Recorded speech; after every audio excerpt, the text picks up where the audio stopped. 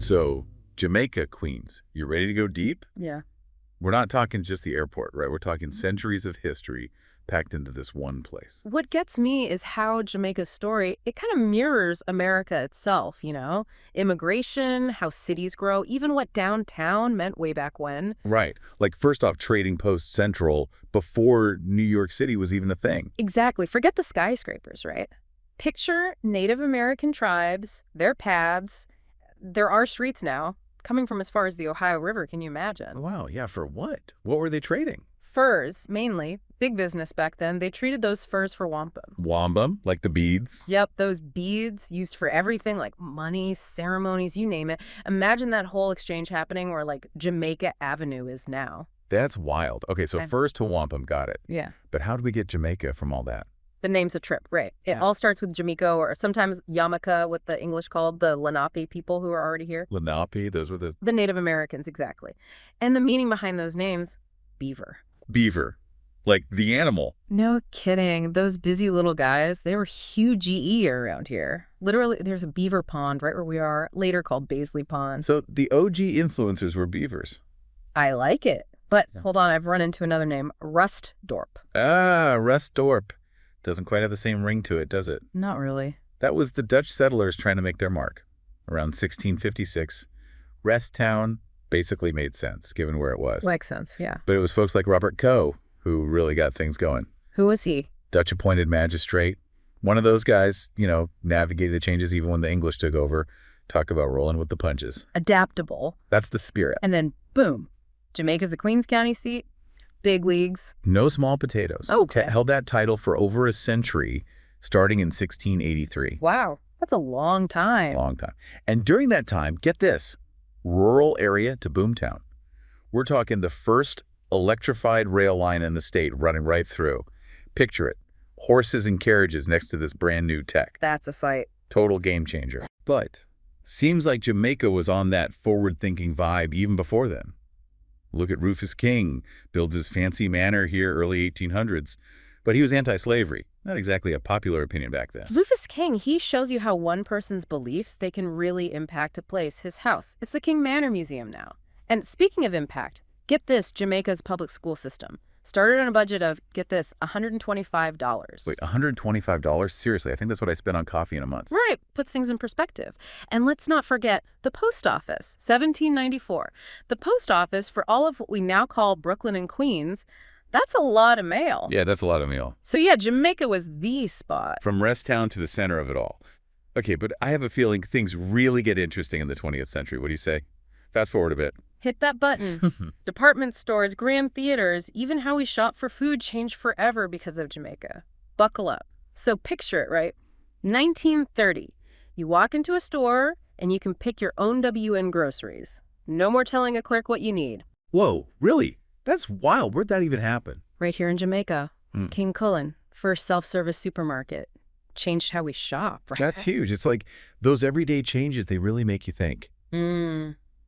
And speaking of change, the subway, that wasn't just getting around. That was a whole reshaping of Jamaica, right? Totally. Lines like the BMT, that started in 1918, the IND in 36. Jamaica's connected to everyone now, not so isolated. So it's like this mix of people, of cultures, all coming together. And you see that in Jamaica today, right? Not just one group anymore. It's Caribbean, South Asian, Hispanic, African American, all these threads woven together. You could feel that energy when you're there, Yeah. for sure.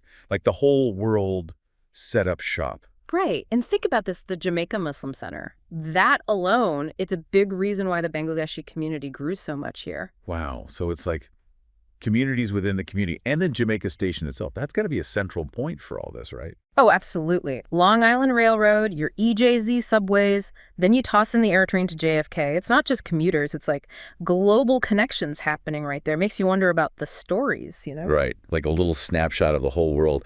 And that reminds me, Jamaica isn't just a place you pass through. It's its own destination. 100%. Easy to miss that with all the hustle, but there are some really unique spots here, steeped in history. Ever notice Grace Episcopal Church? Oh, yeah. That beautiful building. That's pretty old, right? 1860s? Oh, But get no. this, it's built where the oldest Episcopal church on Long Island, USCD to be. Founded back in 1702.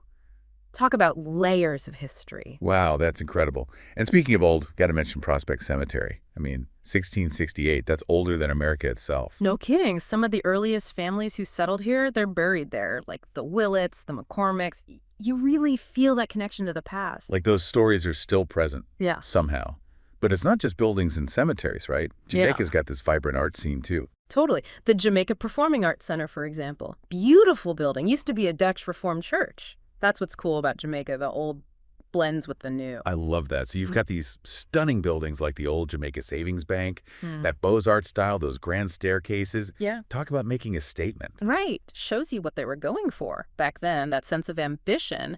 And you can't forget King Manor Museum, pure Federalist-style elegance. These buildings, they're like pieces of the past we can still touch. It's amazing how much they've preserved, even with all the changes. Shows real respect for their roots, and it creates this cool contrast seeing those old buildings next to something like the air train terminal or the new courthouse. Like walking through time. 1 minute it's Art Deco, like that old Kurt's furniture store, all sleek and modern. Then bam, the old firehouse, 1925. Totally different vibe. It's a lot to take in visually, but it's not just the buildings themselves, it's the whole feeling, Yeah. Like that old sidewalk clock, landmark now on Union Hall Street. Oh, I've seen that. Little details like that, they tell a story too, right? Little things that make a place what it is, Exactly. So we went from beaver ponds to busy streets, Dutch settlers to global connections. But what's the takeaway for someone checking out Jamaica, Queens, today? That's the real question. Right. It's one thing to know the history, but how do you really feel it when you're there? Yeah, like how do you get past just seeing it to actually experiencing Jamaica? I think it's about how you look at it. Next time you're there, don't just rush through. Instead of buildings and traffic, picture those Native Americans walking their trails.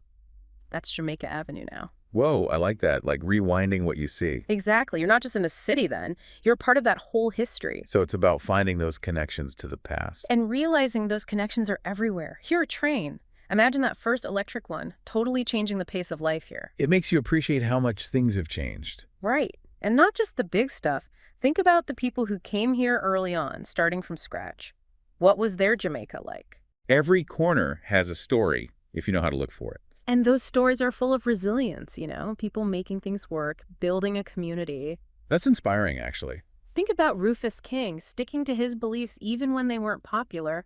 One person can make a difference. And that's still true today, right? I mean, Jamaica's still changing, evolving, new people, new ideas all the time. Exactly. It's a living history.